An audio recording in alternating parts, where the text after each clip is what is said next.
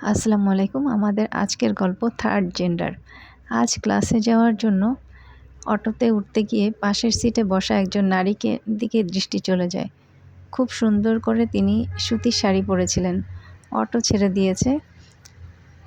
Third gender একজন নারী কতটা সুন্দর করে শাড়ি পরতে পারে ভাবছি। তিনি মোবাইলে পুরনো দিনের বাংলা সিনেমার গান শুনছিলেন। আমি কলেজের সামনে নেমে যাই। অটো ছুটে যাচ্ছে সেই নারীকে নিয়ে। এরপর আর কখনো তার সাথে দেখা হওয়ার কথা না থাকলেও রবি কাকা যেখানে আছে বিচিত্র কিছু হবেই। বৃষ্টি, তোর রবি কাকা দেখতে অনেক সুন্দর। শাওন, রবি কাকা সুন্দর হলেও তার কাজে আমি যতটা বিরক্ত হয়েছি দাদাও সেভাবে বিরক্ত ছিলেন।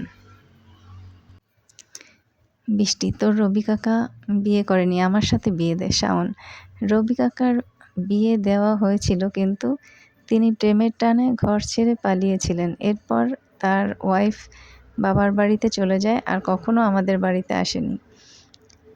1990 সাল। পাড়ার যাত্রা দলে এসেছিল।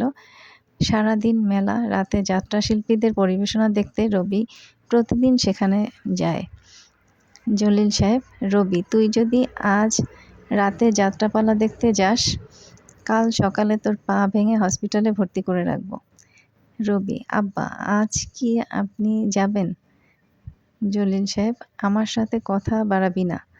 আজ গেলে কি হবে মাথায় রাখবি। এভাবেই কেটে যায় 7টি দিন। যাত্রাদল আজ চলে যাবে। রবি, তোমরা চলে যাচ্ছ, মন খারাপ লাগছে। দোলন, আমাদের জন্য কেউ মন খারাপ করে না। রবি, তোমার ঠিকানা দিয়ে যাও, দেখা করব। দোলন, আমাদের কোনো ঠিকানা নেই। দল যেখানে যায় আমি দলের সাথে সেখানে যাই। সামনের হাটে যে মেলা বসবে সেখানে আমাদের পালা চলবে, তুমি এসো। রবি, ঠিক আছে, আমার 2 বন্ধু রফিক ও শফিক আমার সাথে যাবে। দোলন, তোমার যাকে ইচ্ছা নিয়ে যেও, আমাদের সমস্যা নেই, কিন্তু যাত্রা শিল্পীদের কেউ পছন্দ করে না।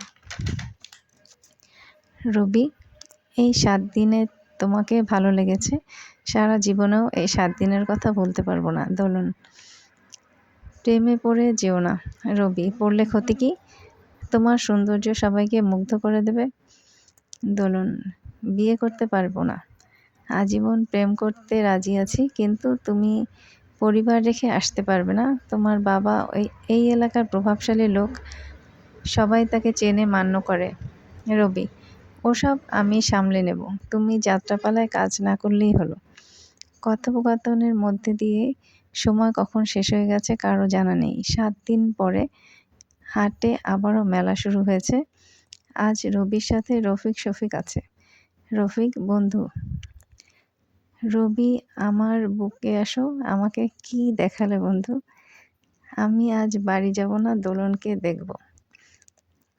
রবি, তোদের নিয়ে কোথাও গেলে সম্মান থাকে না। দোলনকে আমি পছন্দ করি, আগেই বলে নিয়ে এসেছি। শফিক, বন্ধু রবি, আজ থেকে তুই আমার শুধু জানের বন্ধু না, তুই আমার ভাই। আজ তোর জন্য আমি দোলনকে পেলাম। রবি, এবার বাড়াবাড়ি হয়ে যাচ্ছে। মাঝে কেটে যায় 3টি বছর। দোলনের সাথে রবি, রফিক, শফিকের বন্ধুত্ব ভালোবাসায় রূপান্তরিত হয়। রবিকে তার বাবার একাধিকবার ফেরাতে চাইলেও রেজাল্ট শূন্য, কোনো লাভ হয়নি।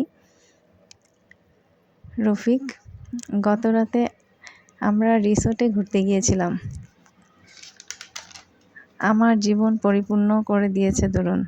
ওর কাছে যা চেয়েছি সব পেয়েছি।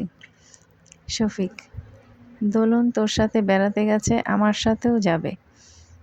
রফিক, বন্ধু দোলনের সাথে খুব ভালো সময় কেটেছে, সে কোনো সাধারণ নারী না। শফিক, আমি এখনই দোলনের সাথে যোগাযোগ করব, ওকে নিয়ে ঘুরতে যাব। হ্যালো দোলন। দোলন, ফ্রি আছো? আজ একসাথে সময় কাটাতাম। দোলন, আজ শো নেই, আসতে পারো। শফিক, ধন্যবাদ, দেখেছিস আমাকে কতটা ভালোবাসে। রফিক, যাও বন্ধু, ঘুরে আসো, আপডেট শেয়ার করো। 2 দিন পরে 3 বন্ধুর সাথে চায়ের দোকানে আড্ডা চলছে। শফিক, দোলন, মাই লাভ, অন্য সব মেয়েদের সাথে তার তুলনা হবে না। তার ভালোবাসা আমি হারাতে চাই না। রবি, তোদের কথা শুনে গা জ্বলে যায়। দোলনকে আমি চিনেছি কিভাবে? আমি চিনিয়েছি নিজের পায়ে আমি কুড়াল মেরেছি। ওকে আমি বিয়ে করব। তোরা প্রেম করবি অন্য মেয়েদের সাথে। রফিক শফিক দুজনেই হেসে দেয় বলে, বন্ধু আমরা ঘুরে এসেছি, এবার তুমি যাও, গেলেই বুঝতে পারবে দোলন প্রেমিকা হিসাবে বেস্ট।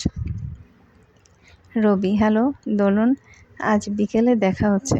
দোলন, অবশ্যই, তোমার সাথে দেখা করব। সন্ধ্যা হয়ে এসেছে, চারিদিকে নির্জনতা। রফিককে দোলনের আজকের সৌন্দর্য মুগ্ধ করেছে।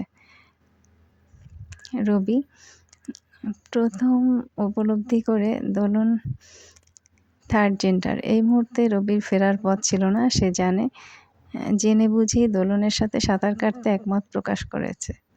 রবি, তোদের মতো বন্ধু যাদের আছে তাদের শত্রুর প্রয়োজন নেই। আমার শত্রুরা যেন তোদের বন্ধু হিসেবে পায়। রফিক শফিক দুজনেই হাসতে হাসতে শেষ। রফিক, শোন, আমি যখন দোলনের সাথে ডেটে গিয়েছি তখনই জেনেছিলাম দোলন থার্ড জেন্ডার। চিন্তা করলাম আমি একা ধোকা খাবো কেন? তোরাও ওর প্রেমে পড়েছিস, সুতরাং ধোকা খেলে দলে বলে খাবো। শফিক, আমি যেদিন বুঝতে পেরেছি সেদিন থেকেই ইচ্ছা রবির মাথায় বিয়ের ভূত চেপেছে। রবিকে এই মুহূর্তে কিছু বলবো না, ও বাস্তবে উপভোগ করবে। রফিক, বন্ধু, ধোকা আমরাও খেয়েছি, সুতরাং তুমি একা রাগ করতে পারবে না। শফিক, আমরা দোলন কি জিনিস বুঝে গেছি। আমাদের প্রেম চলবে, কিন্তু বিয়ে সম্ভব না। রফিক, রবি, যেমনি রাগ হচ্ছে তেমনি তোদের মারতে ইচ্ছা করছে। মাঝে কেটে যায় 30টি বছর, সম্পর্কের গভীরতা থেকে যায়। যে ভালোবাসার বীজ বপন করতে হয়েছিল, বীজ থেকে জন্ম নেয়া বটবৃক্ষের অবস্থান আরও মজবুত হয়েছে। দোলন থার্ড জেন্ডার কল্যাণ সমিতির সভাপতি। মাঝে মাঝে রবির ঘরে আসে। রবির ঘরের অধিকাংশ ব্যবহারিক জিনিস শাওনের। দোলন, রবি কখনো বলেনি ওর ঘরে মেয়ে আছে। শাওন, সব কথা বলতে হবে কেন? আপনি সুন্দরী, বিয়ে করছেন না কেন? দোলন, তোর রবি কাকা ভালোবাসে না, শুধুমাত্র নিজের শখ পূরণ করেছে। তোর কথা হেট করে গেছে।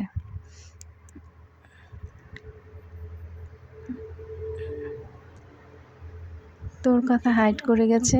তুই আমাকে খারাপ দৃষ্টিতে দেখিসনি, ওরা আমাকে লোভী দৃষ্টিতে দেখেছে। শাওন, তারা আপনাকে কি ভেবেছে জানি না। আমি ভাবছি আপনি কিভাবে এত সুন্দর করে শাড়ি পরেছেন। ওই দিনের পর শাওনের সাথে আর কখনো দোলনের দেখা হয়নি, কিন্তু শাওনের ক্ষণিকের প্রশংসা দোলনকে কখনো দোলন ভুলতে পারেনি। কারণ শাওনের এই সরল স্বীকারোক্তি মাঝে কোনো লোভ ছিল না। অসংখ্য ধন্যবাদ। গল্পটি ভালো লাগলে অবশ্যই সাবস্ক্রাইব করবেন।